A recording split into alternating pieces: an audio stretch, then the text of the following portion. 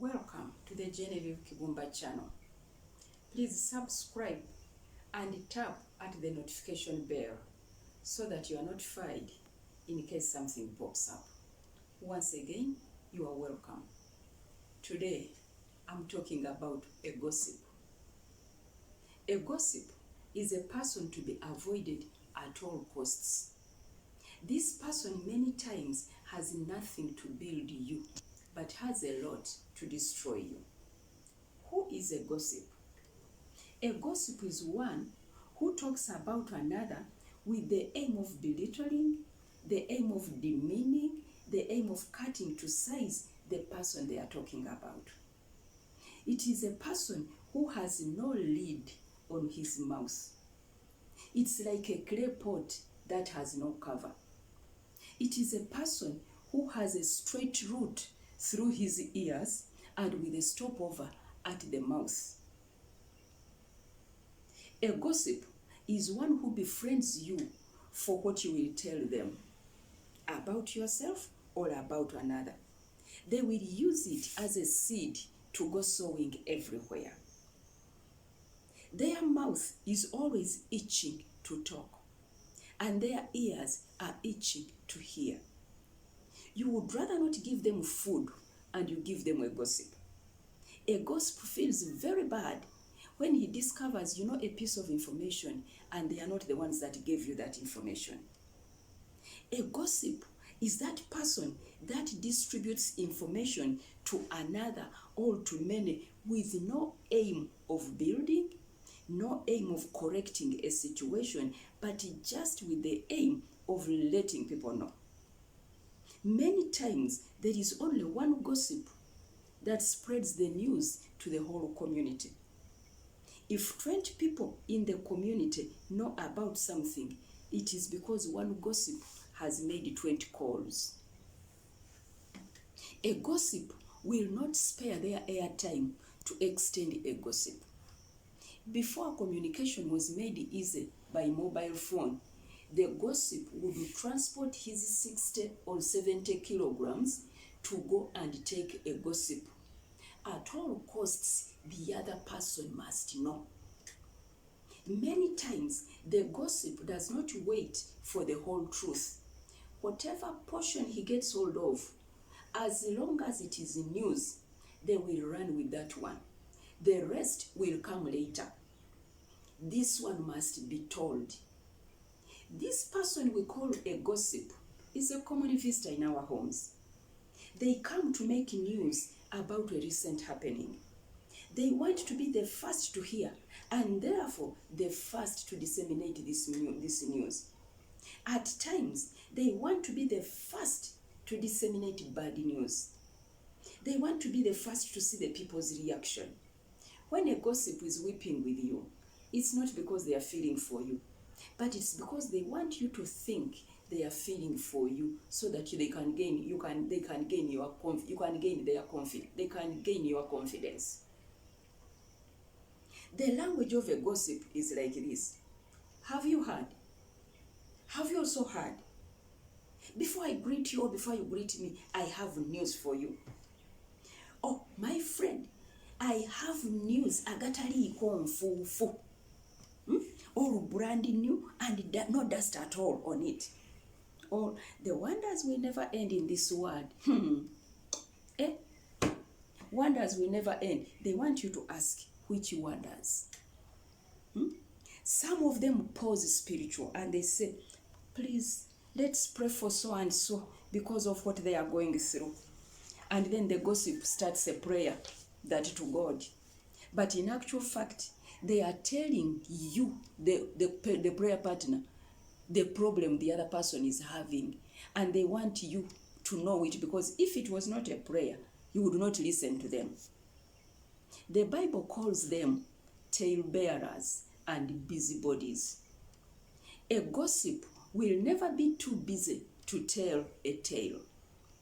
When a gossip finds you a deposit center, they will always deposit their garbage in you. You will become their garbage collection center. Just pause and think.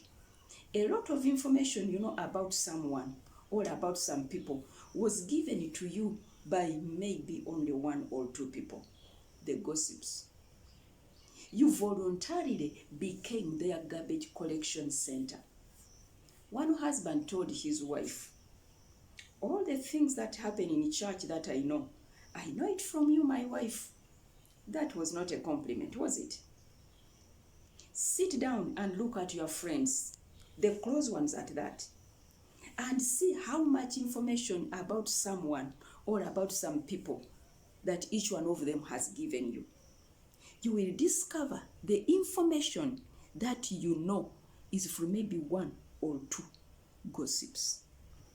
A gossip does not intend that you help a situation, but that you may know about it. That is all. Interestingly, a gossip, after telling you, will go running and say and tell you, you are the first person I have told. You are the only one that knows. Please don't tell. When actually you are number 10. They want to gain your confidence so that you tell them more about yourself and about others. Gossips rarely talk about issues other than people. One person said, cheap minds discuss people. A gossip, therefore, is a cheap mind. When a gossip meets a gossip, each one pours garbage they have in the other. Each one is a garbage bin of the other. Many times, when a gossip talks about someone, they slander them. By the time a gossip is done talking to you about somebody, you love that person he's talking about less. You respect them less. You regard them less. They are really smaller in your eyes than they were before a gossip talked about them. The person has been cut to size. Their respect is gone. Unfortunately, after the gossip is done talking with you, he goes ahead to the person you have been talking about, and he also tells him about you. Whatever you contributed to that conversation is poured out to the other one with salt added to it. Many people have hated others because of the gossip they were told. Others have misjudged others. They have condemned them because of gossip. To make matters worse, there are not many that are bold enough to find out the very truth from the victim. Either they don't want to reveal the source of the information they know for fear of enmity, or some other reason, so they keep quiet. There is one unfortunate bit about gossips. They are believed by the people they talk to.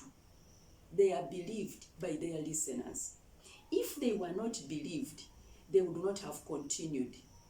And if, when they were not believed, they were shut down, they would stop gossiping. If they were stopped before talking, they would have been healed of gossip. If the gossips were promised that the listener would tell the victim, and they go ahead and tell the victim, the gossip would cease. The medicine to a gossip is to look him or her in the eye and ask them why they are telling you what they are telling you. A more bitter herb is to tell them you are not a garbage bin. They will hate you for the season and then fear you for the rest of their life.